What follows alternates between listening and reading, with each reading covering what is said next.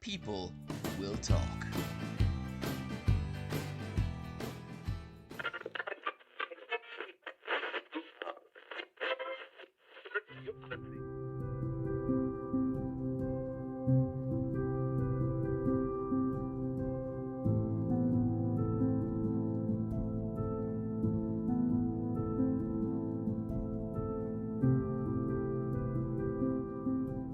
Welcome to a latest episode of the People Will Talk podcast. Joining me in studio is Maria. Hello. And of course, special guest Roy Buckley, who is a singing sensation from Cork, Ireland, who is building quite a reputation for himself in Ireland and on the other side of the Atlantic as well. Roy, how are you? Hey guys, thanks for having me on your show. Great to be chatting to you. I bet you it's sunny over in Spain, is it? We've got a storm here in Ireland, and you guys got the sunshine. I love it. No, not so much. It's actually pouring now. So it's actually grey and miserable in Madrid this week and last week as well. Yeah. And probably next week as well.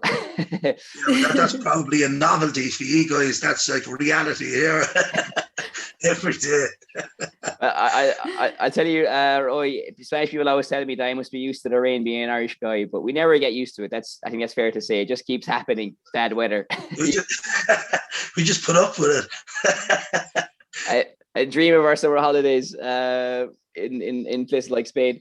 So thanks again, Roy. It's so great to have you here. And just for our Spanish listeners, and we actually do have listeners as well from different pockets of the world as well. Could you fill us in a little bit about what you do and what your story is?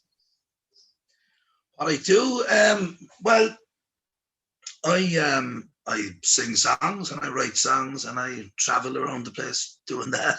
And that's about the extent of it. I've been doing it since I'm a child, really. I was lucky enough to grow up in a musical family where Irish folk songs and things were always happening around me.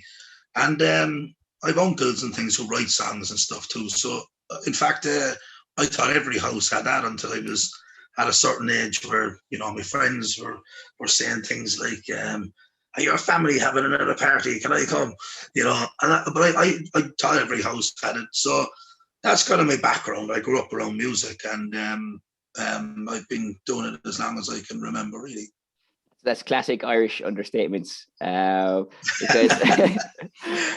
because for those who don't know, and I hope after this podcast, I'm sure they'll flock to your social media channels and listen to your music. For those who haven't had the look to hear it yet, you've been on top of the Irish, is it the iTunes list? Top. Yeah. I was lucky there during the last. It's been a while since I released anything. Really, it was a few years, but during 2020, I got 5 new singles out that we had been working on. So yeah, and they did all right for me so far. Yeah, managed to reach the top of the Ireland top 100 twice. Got to number 1 and had number 2 and a 3 and stuff. So it's going okay. Yeah, maybe I should take doing it full time. And what do you think? You got my vote. And I've also read as well that one of your songs was put forward for a Grammy as well. Could you tell us a little bit more about that? That's a very interesting process. That was a shock. To be honest with you, I didn't expect that at all. The Old Man on Patrick Street is the name of the song. I had written it about homelessness, and I based it here in Cork City, in the south of Ireland, where I live. Our main street in the city is called after St. Patrick, but us locals just shorten it to Patrick Street. So I wanted to give the song a location. I chose home, even though homelessness is universal. It's all around the world.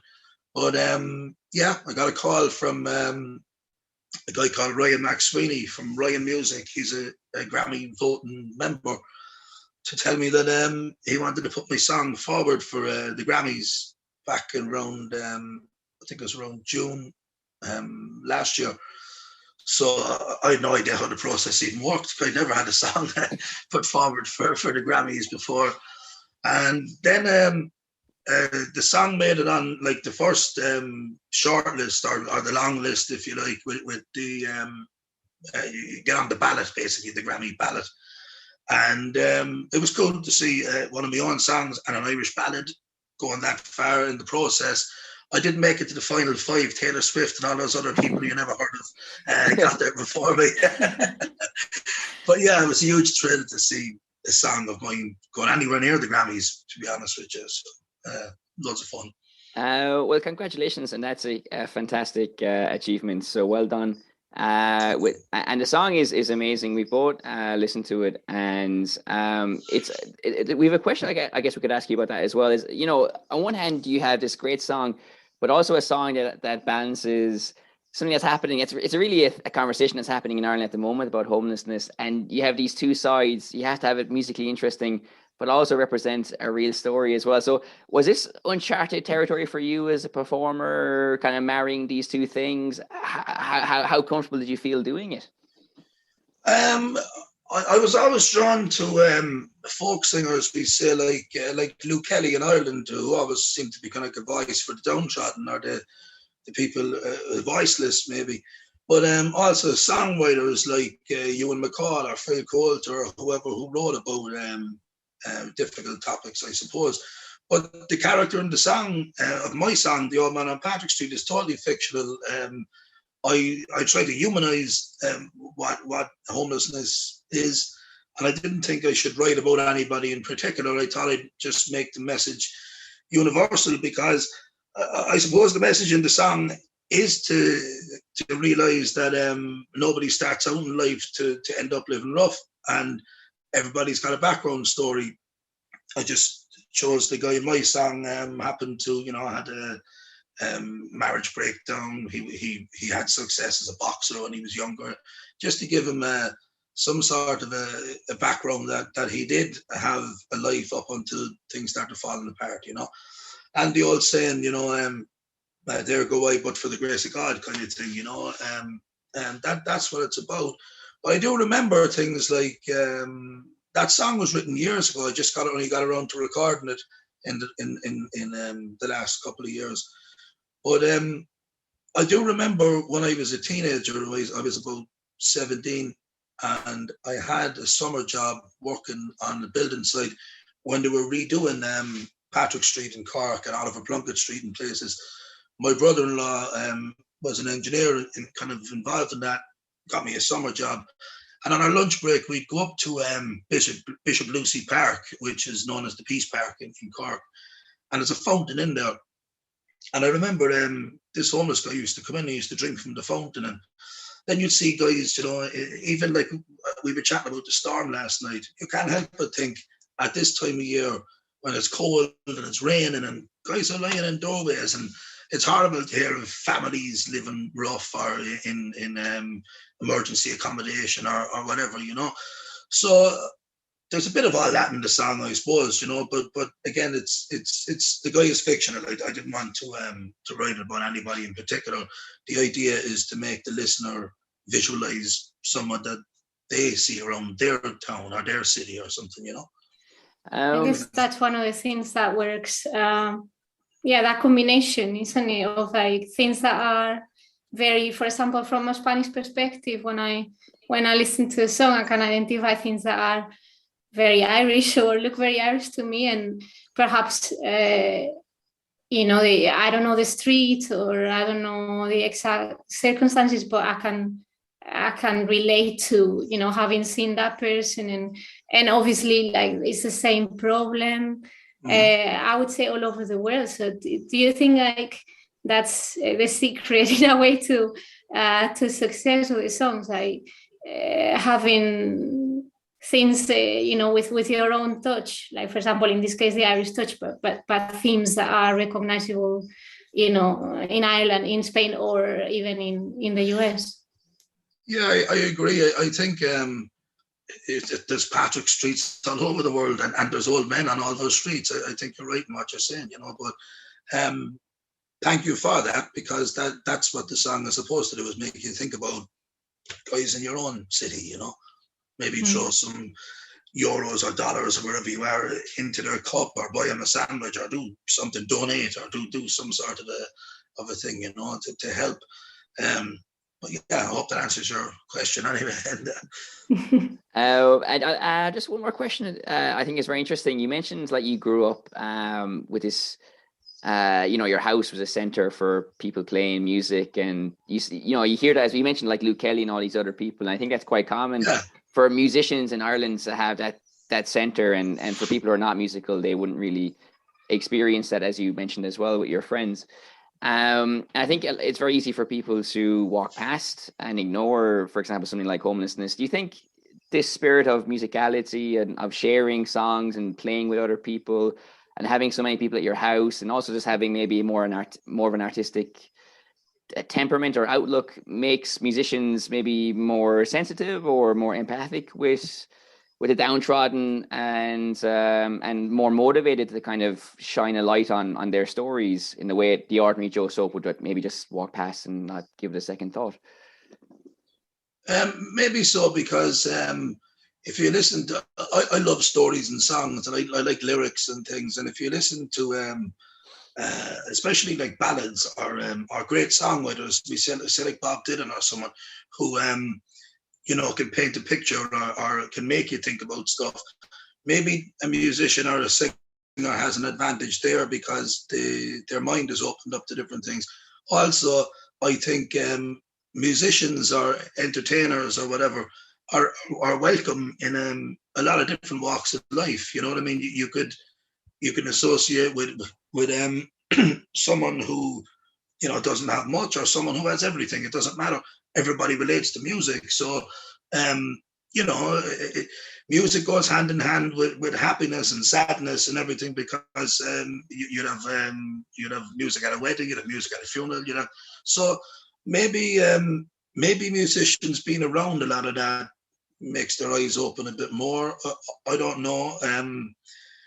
Maybe I'm trying to think of some of my own pals who write, who are deep, and sometimes it's not just because of a personal story. It's because they had the ability to do it or whatever. But I certainly think that writers, not even just musicians, I mean writers, have the ability to observe and maybe see things differently, and then to get back to the music side of it, some people can put a melody to it which makes it catchy or makes it stand out or something too, So I suppose I'd agree with what you're saying there, that not every musician, but a lot of them are more open to seeing things, or have been around it too, like late nights too.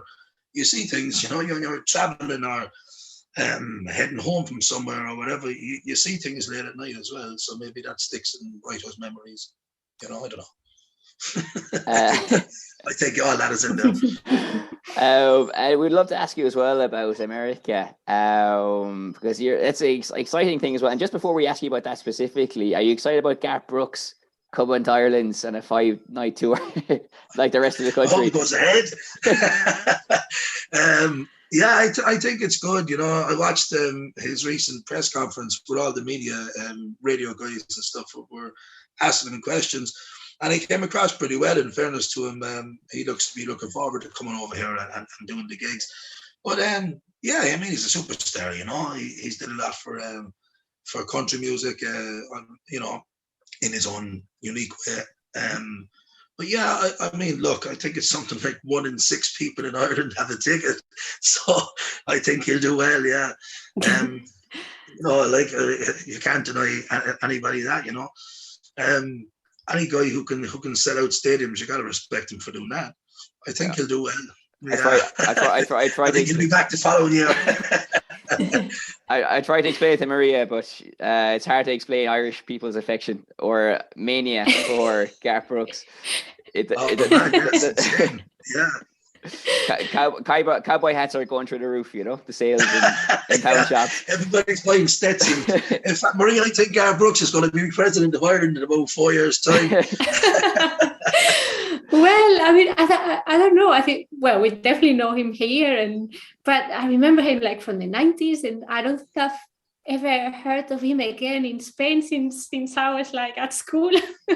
Oh, really? So yeah, I don't know, we don't follow him so much. Perhaps now I'm gonna get slated by country fans in Spain.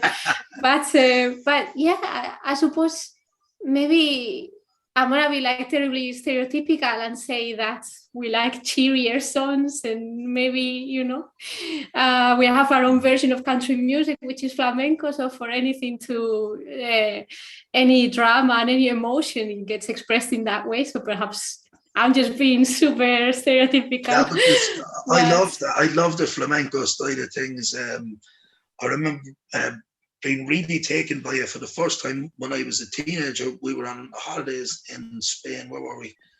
I think we were in Costa del Sol or somewhere, or one of the holiday destinations. But we went to a show called Sonamar, and it was all the Spanish dancing, and I see the links with Irish dancing. Obviously, it's their style and we've got our style, but the passion is there, and the flamenco style, the guitar and everything. It's really amazing. You've got a rich culture over there too in Spain. Yeah, well, I mean, you obviously linking now. It's making me think of like the way that we came across your music through the Irish circles in Madrid, and I don't know, do you have any particular link with Spain, or you just like trying to get to the different Irish communities in different countries? Because obviously you've built a very successful online profile, and it really gets to people, for example, during confinement, and we could see constantly on Facebook, for example, like the virtual pub and these things that you did. And obviously that's very important for the Irish community in Spain, and in many other countries. So I think it's important to try and break new ground all the time, because for any entertainer or singer or dancer or whatever, anyone in performing arts, you need to go to places where they don't know you, so that you can push it on further, But yeah, you're probably talking about me spamming all over Facebook, getting but it works. Stuff out there. But, yeah, you got some friends who reach out, and you know what happens sometimes? You get these groups online, and somebody will message you privately and say you should share this to this page, and then you go and do it, and some people love it, and other people throw stones at you, saying stop posting your stuff here, It's a minefield sometimes, but look, it works. I wouldn't be doing this podcast only it worked. Exactly, definitely. That's how it works. And also, I think sometimes a lot of people don't react, or because that happens to us as well. Like, you sort of think, oh, nobody's kind of paying any attention, and then it actually has lots of listens, or people tell you, oh, I loved it, and So sometimes I think there's a set of fans there in the shadows. But you have to go and find people. You have to spread it. One of the greatest things that I learned when I was younger is that, like, as much as it's great having support from friends and family at home, don't get me wrong, we all love having that bedrock of support. But it's when a total stranger comes up to you and says, "Guys, I love your podcast," or "I love your song," or such a thing. That's when you're kind of breaking through, because that person didn't have to take the time to do that, or message you online, or come up to you at the end of a gig or something, and that's how that's how you're really kind of pushing forward, I think. Yeah, you definitely appreciate it more, because they don't feel obliged to tell you. Yeah. In Ireland too, it's great, like, because people don't have no problem coming up and telling you that they didn't enjoy it too. Oh, well, that's very good. No, that never happened to me, but but it happens. No, but you know where you stand. You know where you stand at all times with an Irish audience. I find anyway. Yeah. It's interesting that you have this connection to groups on Facebook, to Irish communities, as Maria was mentioning, because you do have a ballad as well about emigrating as well, which I think is absolutely gorgeous. Reminds me of as well the Pogues Have a great song. Thousands Are Sailing, if you know it. Of course, you know that song, I'm sure. Yeah. So you've written about this theme, and of course, you're promoting your work with Irish immigrants as well in other parts of the world. Do you see immigration as another kind of social topic, or is it something that you would like? You know, is something that it's a consequence of the economy in Ireland before, or is it something that you think about in a different way, something that you'd like to do yourself even? Like, what is your relationship to this concept of immigrating and moving out? I think emigration has been part of the Irish story forever, you know, through all sorts. Pick any downturn or recession, pick the famine, go back to just to tie in with Spain here. What about 1601, the Battle of Kinsale? This kind of ties in with the song you're talking about, is Dark Rosaleen, that I wrote. I'll tell you why. The song is my own, the melody is my own, the lyrics are all my own, but the title is a nod to the writers who came before me, all up through the centuries, because in 1601, the Battle of Kinsale happened here in Cork, where the Irish almost defeated the British in the Battle of Kinsale. And it was led by Red Hugh O'Donnell, the chieftain. I just interrupt you there for a second. I just to plug, we have a tour about this event, about the Irish immigrants. Yeah, so thank you, Roy, for helping us out with that as well. No problem. If you quote Roy Buckley in the booking page, you get a 10% discount. I love it. But sorry, but you're mentioning about O'Donnell. Yeah. So Hugh O'Donnell, Red Hugh O'Donnell, went to Spain after that to seek help from the King of Spain and the Pope around 1601, 1602. He died in Spain in 1602. But it was said that he wrote a poem in Irish called Roisin Dubh, which translated to English means Little Black Rose or Dark Rosaleen. It's also said that his chief bard wrote it, a fella called Owen Rua Mac on Ford. Owen Rua Mac Ward. It's one of the two of them, basically. There's another theory then that it's written by a priest in the 15th century who gave up his vow because he fell in love and all that. But we'll stick with Red Hugh O'Donnell for now. So he died out in Spain, and that was it. But there's no doubt that image of Ireland as this beautiful woman has come through the ages, like since then, because you know, you've got all these great Irish bands who either recorded a piece of music like Roisin Dubh, the Dubliners did it, and Tommy Makem sang a version of Dark Rosaleen as well, and that. So when James Clarence Mangan was the guy who translated that poem written in the 16th century into English, and his version of it differs from, we say, Padraig Pearse's version of it. Dependent, but I loved the whole topic that there's all these theories of who wrote it and what it's written about and everything, and it just fascinates me. But it all boils down to Ireland being this beautiful woman calling her children home, kind of thing, you know.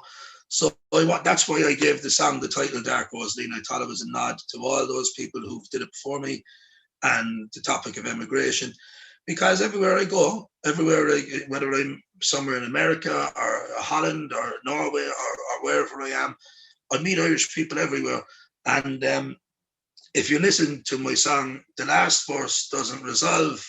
It's up to the listener whether the character in the song comes home or not.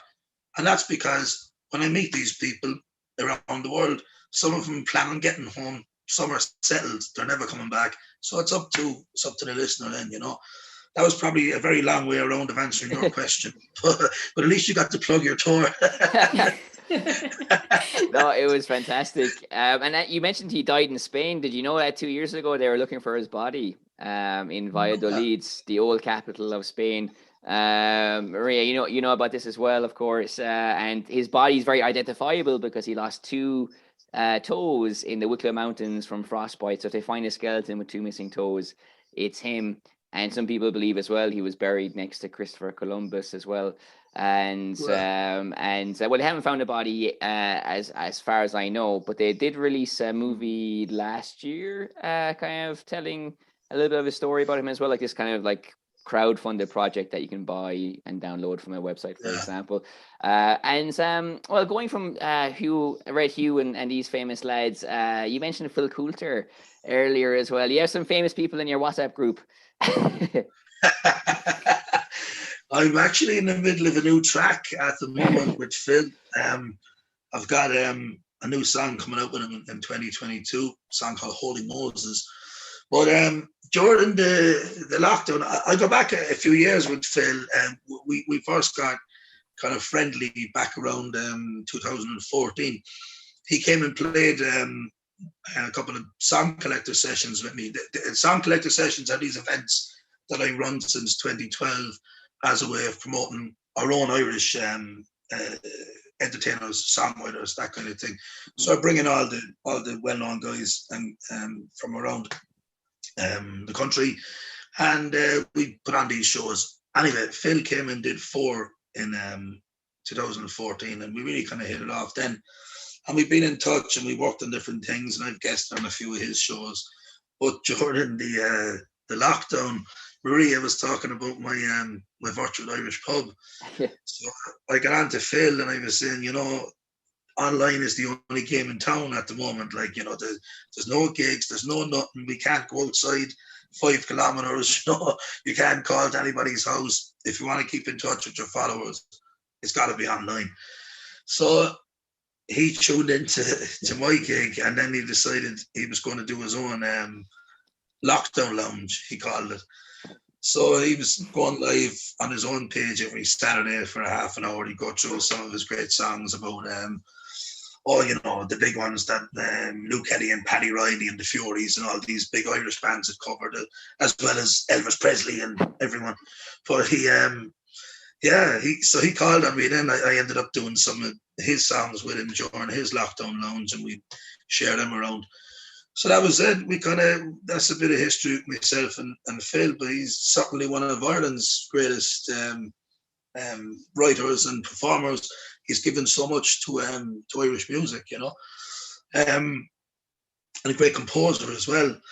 So yeah, that was it. And then he called me up there a while back and said, I have a song you should do, Holy Moses. I said, send it on. I had a listen. So we're in the middle of recording that now. That will go out in the new year, hopefully. It's been recorded between Ireland and the US. I've got some great musicians in Las Vegas. Dave Brown from the Black Donnellys is going to be on it as well. They just picked up an Emmy recently for their movie, the Black Donnellys movie. Oh wow! An Irish Story. This is my home. Yeah. So. Incredible. It all links in, I had Dave Brown on one of those shows with Phil a few years back too, but many great times with him as well. So there's a lot of great musicians on it. I mean, Dave holds a few Guinness World Records as well for playing guitar and that. So it's all coming together very nicely. So there's a bit of background about Phil. Go and check out his stuff online. I think he's on a tour at the moment. I was supposed to meet up with him in Cork, but again, like when we started, you were asking me about how are things going. Am I busy for Christmas? That's the thing. Some gigs have been cancelled, some aren't, and it's crazy. But anyway, there was a bit of history about a bit of chat about Phil. Anyway, he's one of the good guys. My takeaway from Phil is he nicked your idea and then he asked you. I didn't have her doing it. The cheek of it. No, I'm joking. That sounds amazing, that track. So we really look forward to hearing that when it comes out as well. Yeah, that's a great story. So just it was lovely to chat to you. We really enjoyed all these stories, but just to get wrapping it up a little bit, we just wanted to know what your future plans are. Obviously, it's very hard to plan at the moment because we don't know what's happening. But this is it. Nobody knows what's going to happen. In an ideal world, what would you like to do next year? Well, I have a few things happening. I'm talking with Pete St. John as well, another one of our great writers. but maybe doing more stuff with him. I released one of his songs. He gave me a song last year as well called Tara Tanzi, which did okay as well. So I'm talking with Pete about doing stuff with him. I've got some of my own songs ready or almost ready to come out for 2022. I have that track with Phil Coulter as well. And I'm hoping to be back in the US. I'm in the middle of getting my US visa sorted out again. So hopefully I get longer than 2 days out of this one. I was in California. I was out to do a month in America in 2020 when the coronavirus really hit, and I got 2 days out of my visa and I had to come home. It's ridiculous. Oh dear. Yeah. So that's best of luck. I'm hoping to get back, and I've had some interest as well from Norway and Holland again, so I'm hoping to get over there as well, and we'll see. So that's kind of the plan for now until something else happens. Fingers crossed. We get over Christmas and things first, and we'll I'm looking forward to a few get-togethers with family and things for Christmas, and then dive back into the work in January, hopefully, you know. Well, if you come to Madrid, will you get home for Christmas? Did you decide a date, or are you booked? Or I am coming home actually for 10 days or 9 days, and as I was mentioning you before we started recording, I touch wood now. I don't get locked, stuck in the country.